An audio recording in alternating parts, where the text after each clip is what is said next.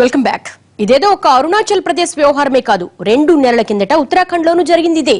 కాంగ్రెస్ పాలిత రాష్ట్రాలంటే కేంద్రానికి అంతలసైపోయిందా? అప్పుడు ఇప్పుడు రాష్ట్రం మారిందే తప్ప కేంద్రం అరాచకం మారలేదా? ఇప్పటికైనా కమలనాథులు కళ్ళు తెరుస్తారా?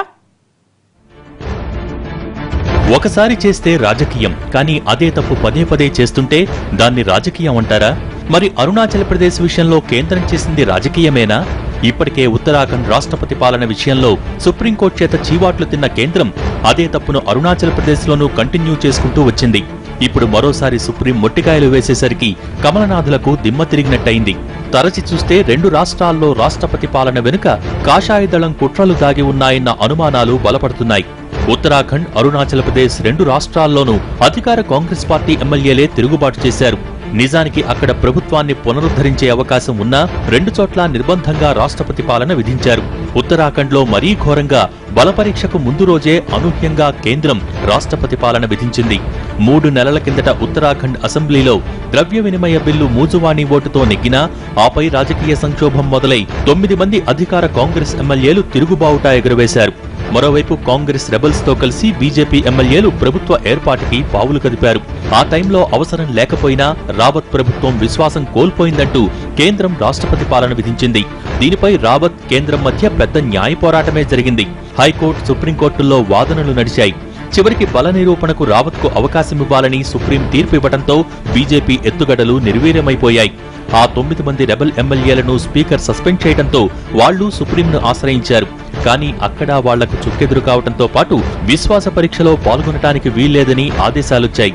ఉత్తరాఖండ్లో రాష్ట్రపతి పాలన అమల్లో ఉండటం వల్ల బలపరీక్ష సాధ్యం కాకపోయినా 2 గంటల పాటు ఆర్టికల్ 356ని సడలించి మరీ సుప్రీంకోర్టు బలపరీక్ష నిర్వహించింది. రెబల్స్ లేకుండా జరిగిన ఈ విశ్వాస పరీక్షలో హరీష్ రావత్ ప్రభుత్వం బలం నిరూపించుకుంది.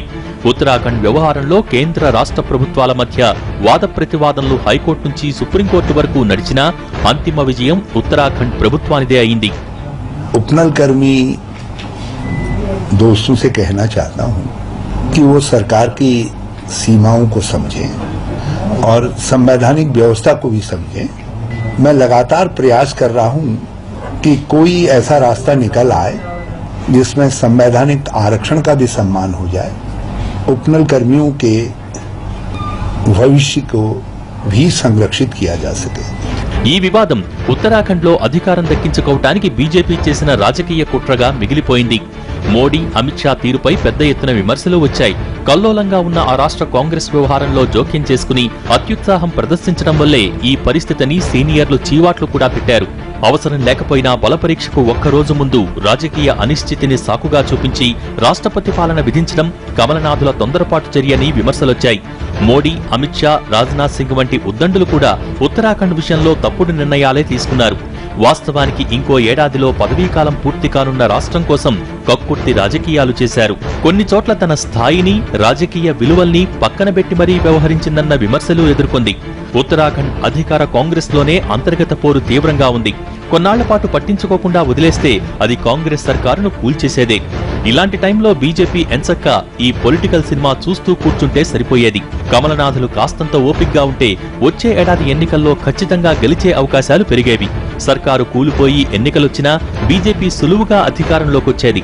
కానీ అంతకాలం ఆగలేకపోయిన మోడీ సర్కార్ ఇలా ఆర్టికల్ 356 అనే అడ్డదారిలో అసెంబ్లీని సుప్తచేతనావస్థలోకి పంపి చివరికి సుప్రీంకోర్టు చేత చీవాట్లు తినాల్సి వచ్చింది. I would like to say that the democracy has been restored and the central government tried its best to mull the democracy, to kill the democracy, to murder the democracy insofar as the state of Arunachal Pradesh is concerned and subsequently in Uttarakhand. So by restoring the government and making a landmark decision, I think the democracy has been restored and for this the entire country should be thankful to this landmark decision of the Supreme Court. పీఠమెక్కాక Congress ముక్త భారత్ నినాదంతో గళమెత్తిన కమలదళం ఈశాన్య రాష్ట్రాల్లోనూ బాగా వేయాలని పావులు కదుపుతోంది. దశాబ్దాలుగా కాంగ్రెస్ కి కంచుకోటలుగా ఉన్న ఈశాన్య రాష్ట్రాల్లో మొన్ననే అసోంలో జెండా పాతినా మిగిలిన రాష్ట్రాల్లోనూ పాతుకుపోవాలని గట్టిగా ప్రయత్నిస్తోంది. అయితే ప్రజాస్వామ్యబద్ధంగా కాకుండా ఇలా ఆర్టికల్ 356 ని ఉపయోగించి అడ్డదారుల్లో అడుగులు వేయాలని చేసిన ఈ ప్రయత్నాల మీదే తీవ్రమైన విమర్శలు వినిపిస్తున్నాయి. నిజానికి ఉత్తరాఖండ్ విషయంలోనే దారుణంగా శృంగభంగానికి గురైన కమలదళం అరుణాచల్ ప్రదేశ్ విషయంలోనూ చేసిన తప్పును ముందే సరిచేసుకుని ఉంటే బాగుండేది. కానీ హరీష్ రావత్, నబమ్ టుకీ ఇద్దరు కాంగ్రెస్ సీఎంలు గట్టిగా పోరాటం చేయడంతో సుప్రీంకోర్టు చేతిలో మొట్టికాయలు తినాల్సిన పరిస్థితి వచ్చింది. अब सुप्रीम कोर्ट के फैसले का जो कॉन्सिक्वेंस है, मायना है, वो ये है कि 15 दिसंबर को जो भी स्थिति थी वो आज रहेगी. मतलब कि 15 दिसंबर का सूरज रहेगा. और निश्चित रूप से इसका मतलब यह है कि नबम टुकी जो सरकार का कमाल समाने हुए थे वो चीफ मिनिस्टर रहेंगे. और उसके बाद जैसे भी हाउस चलेगा उसका फैसला तो हाउस ही करेगा. हम सबसे पहले ये मांग करते हैं कि गवर्नर को बर्खास्त किया जाए. అంతేకాదు ఈ అత్యుత్సాహంతో కాంగ్రెస్ ముక్త భారత్ నినాదానికి తూట్లు పడటంతో పాటు రాజకీయ ఎత్తుగడల్లో కాంగ్రెస్ కి బీజేపీకి పెద్ద తేడా లేదన్న అపవాదును కూడా కట్టబెట్టాయి. మరోపక్క బీజేపీ మీద వ్యతిరేకతను పెంచాయి. ఇంకా చెప్పాలంటే ఇప్పుడిప్పుడే పురుడు పోసుకుంటున్న మోడీపై వ్యతిరేకతను ఈ రెండు రాష్ట్రాల ఉదంతాలు మరింతగా పెంచాయి.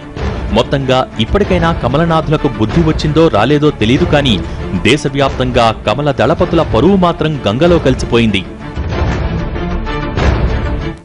రాష్ట్రపతి పాలన అంటే అంత అలసైపోయిందా? రాజ్యాంగ స్ఫూర్తిని ఇంతలా కాలు రాస్తారా? వివరాలు బ్రేక్ తర్వాత చూద్దాం.